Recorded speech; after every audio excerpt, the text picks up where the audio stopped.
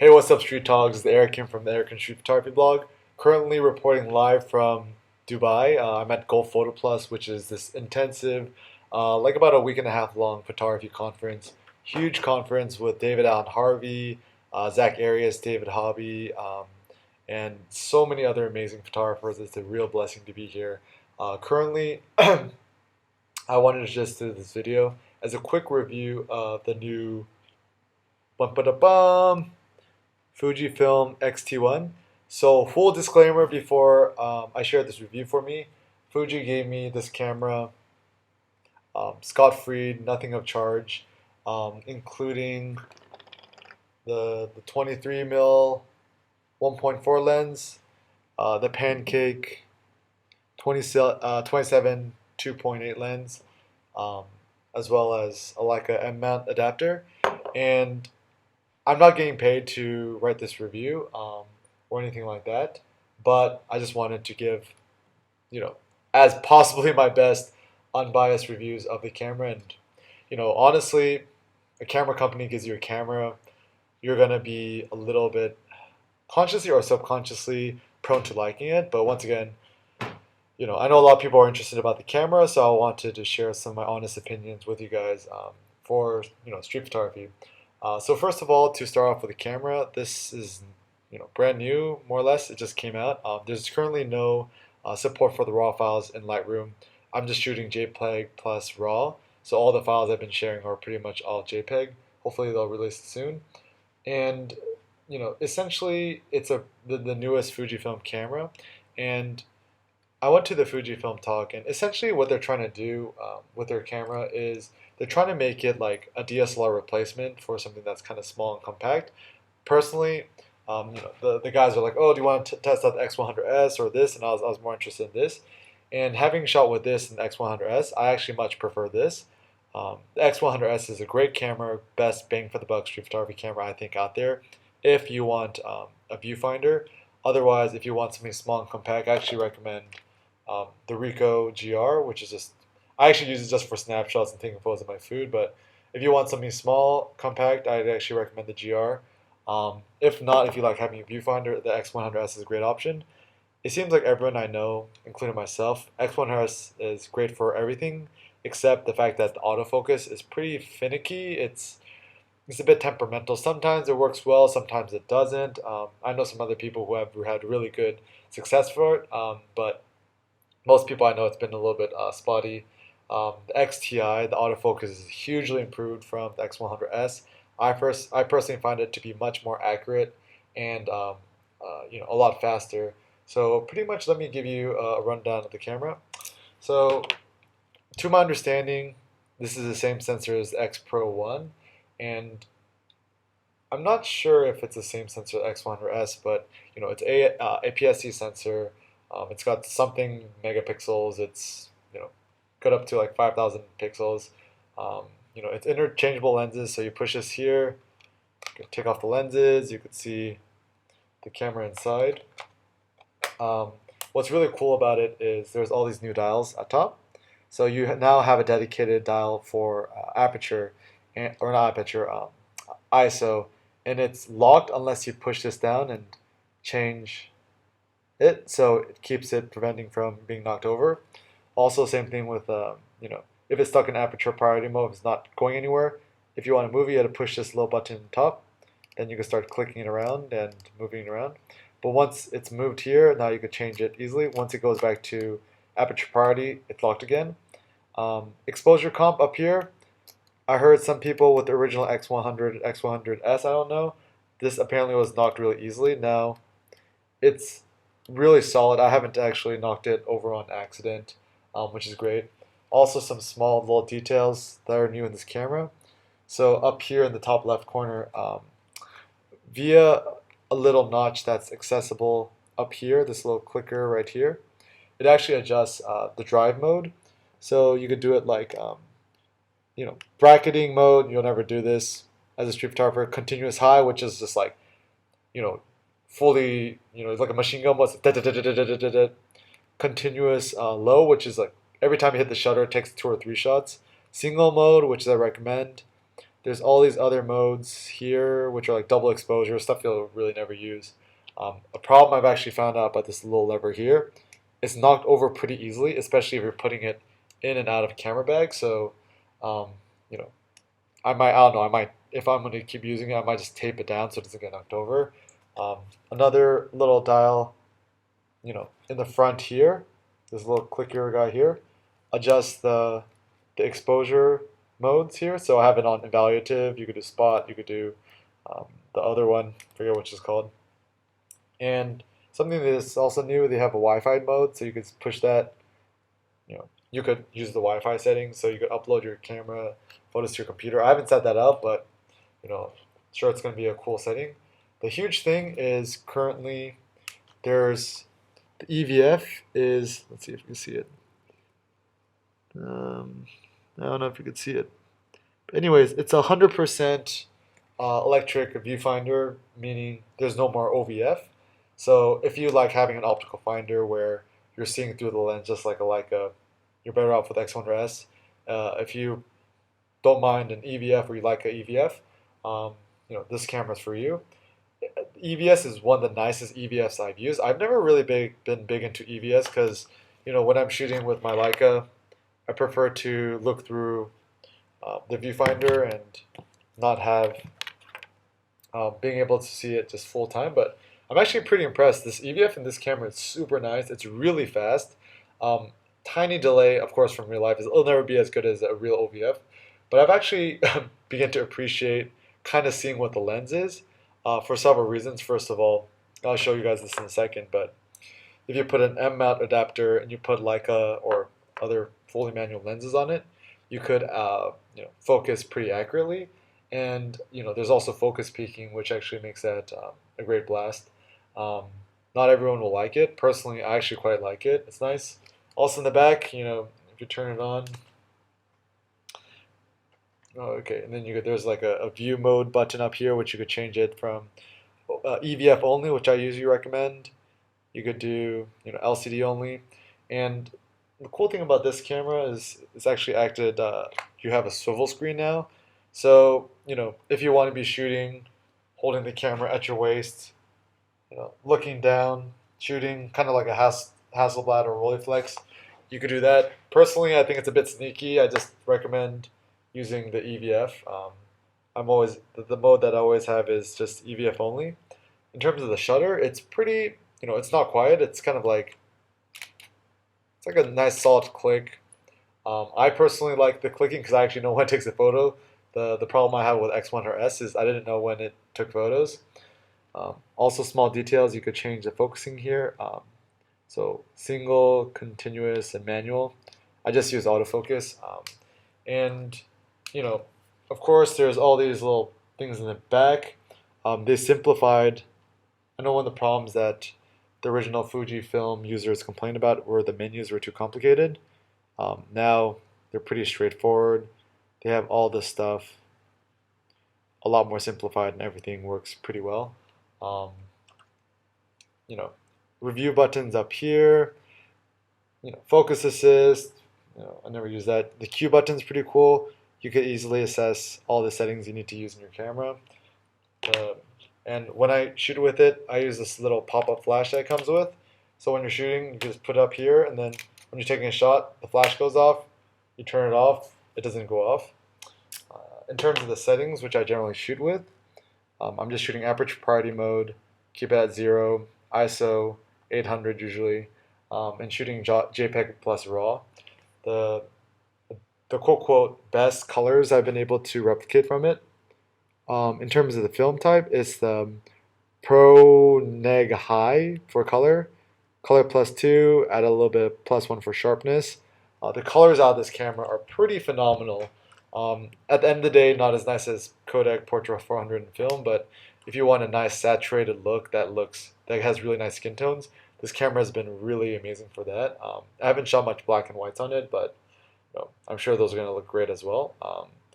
Other things that are really nice about the camera, it's actually really comfortable to hold in the hand. So if I want to give you guys a size comparison, so this is my Leica and this is this from the top.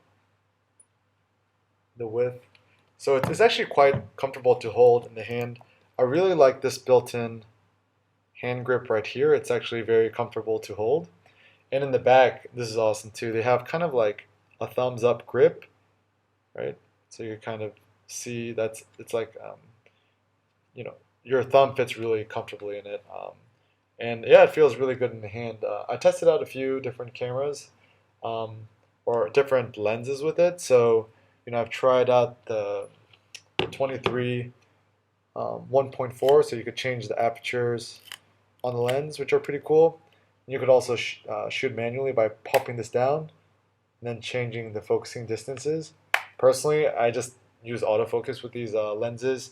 Um, but in terms of street photography, the lens I would definitely recommend is the Fuji 27mm 2.8 lens because, I mean, you're never really gonna have to shoot at 1.4, and it's super light, super compact to compare the lenses. So look how small this tiny pancake is, right? Versus that big old, 23mm lens, which is a 35 equivalent. This is about a 40 equivalent, close enough. So, just stick with the smaller lens is my personal recommendation. Also, another cool thing that I tried experimenting with is you could buy the M-mount adapter, so you could actually put Leica lenses on it. So, um, just kind of clip this on here. Boom. Get Leica lens. I got the 35 f2 Summicron, which is the only lens I own. So I could just take this off and toss that on. Right? So boom, you got, a Leica lens on a Fuji. The downside is it's a crop sensor, so this 35 is actually a 50. If you want around a 35 equivalent, you'd probably get a 28mm lens. I've shot with this with a focus peaking mode, and the focus peaking mode is actually pretty cool. There's no memory card in it right now, but essentially you either go through the menus. If you go down to manual focusing mode, let's see, it's somewhere here. MF assist, go to peak, and you could choose red high. And so if you're shooting, what you want to do is you want to set the mode here to manual. And now you could, I don't know if you could see this through back here, let's see.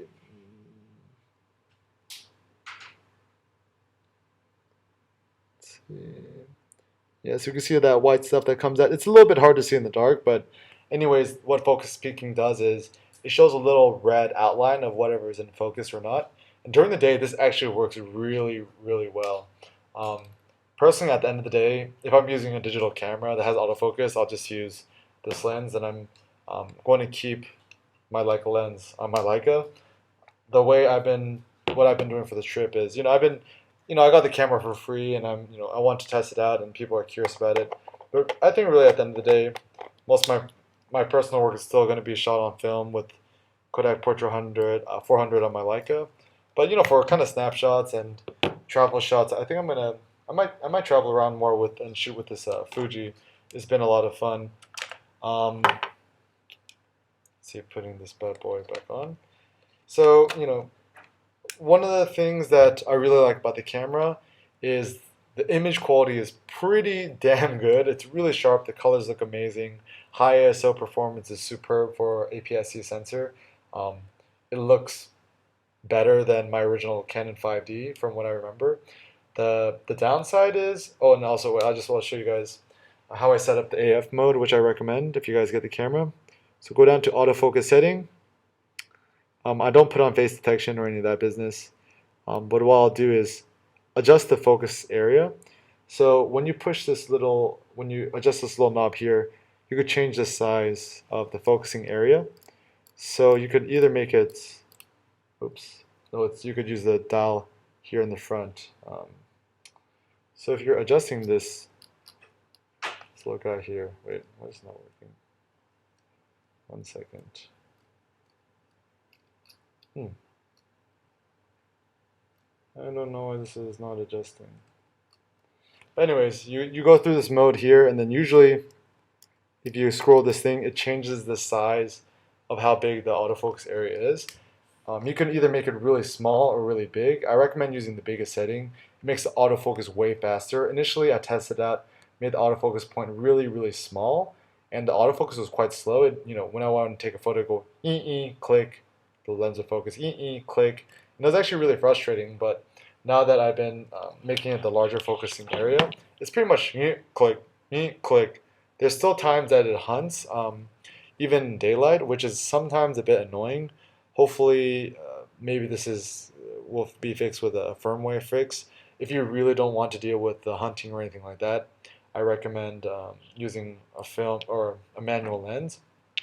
I know Fuji, they describe this camera as the fastest autofocusing camera. I'm not a very technical person, but I tested the Olympus OMD, and the autofocus on the OMD is much, much faster. So if autofocus accuracy and speed is your primary concern, I'd probably go with the Olympus OMD, or shooting with let's say a Ricoh, and you can just pre-focus to a certain distance. You could use one of these lenses and put to manual and pre-focus it to a certain distance, right? But I don't know. I feel like you're using autofocus the camera has autofocus settings. You should pretty much more or less use the autofocus. One of the questions some people are asking me is, okay, I have a Fuji X100, X100S, an X Pro 1. Should I upgrade or get an X-Ti? So my personal recommendations, if you have the original X100, I'd recommend upgrading to the X-T1 over the X100S. Personal preference, I prefer this camera over the X100S because the autofocus, even though this is not the best autofocus I've used, it's still pretty fast and it's way better than the X100S and a lot more responsive. I feel like the camera's a lot more comfortable to hold. The EVF is really great. Also, if you want to use interchangeable lenses, it's a good counterpoint, and it's actually super light too. It's maybe a little bit heavier than X100S, and with the pancake, it's a really comfortable fit. Not only that, but I like the dials are on the top, which are quite nice. And it's a newer camera, so it's got better technology. In terms of the X Pro 1, if you're shooting mostly like I don't know, like portraits and stuff like that, and you don't really need the autofocusing, I wouldn't upgrade. If you want faster autofocusing, maybe get this. But the X Pro 2 is probably going to come out and by next year, so if you could hold out till then, I might just wait till you get the X Pro 2. X100S, I mean, the way I see it, either you own this or the X100S. I really wouldn't recommend owning both. If the autofocusing of the X100S really, really bothers you, sell the X100S, get this camera. I recommend it. If you like the X100S, you don't really find a problem, there's really no reason to upgrade to the XTI, XT1. I don't know why I call it XTI, XT1, in my opinion. And I mean, if you shoot with Leica and you prefer rangefinder, stick with that. And at the end of the day, in terms of whether I would recommend the camera, if you want a camera with really good image quality, interchangeable lenses, best of all worlds, I really would recommend the camera.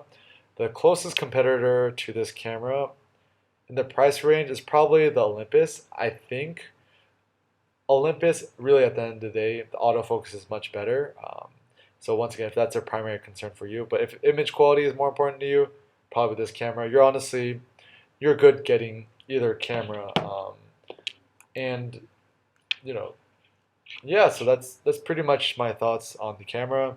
I actually really like it a lot every single day. For about a week, I just kind of go to class, carry it around my neck, carry it super low, and every time I'm seeing good shots, I'm taking a lot of photos.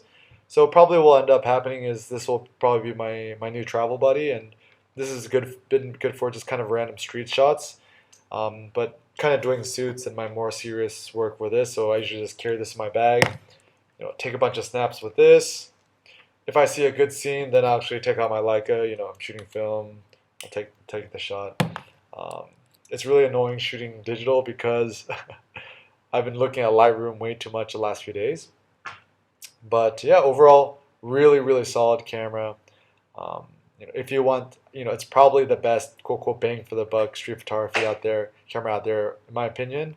Um, but yeah, so I'm gonna write a more thorough review on the blog next few days and upload some images. If you guys have any questions, comments, concerns, whatever it may be, leave a comment in the channel below. I'll try to answer as many as I can. But yeah, thanks for watching, guys, and peace out.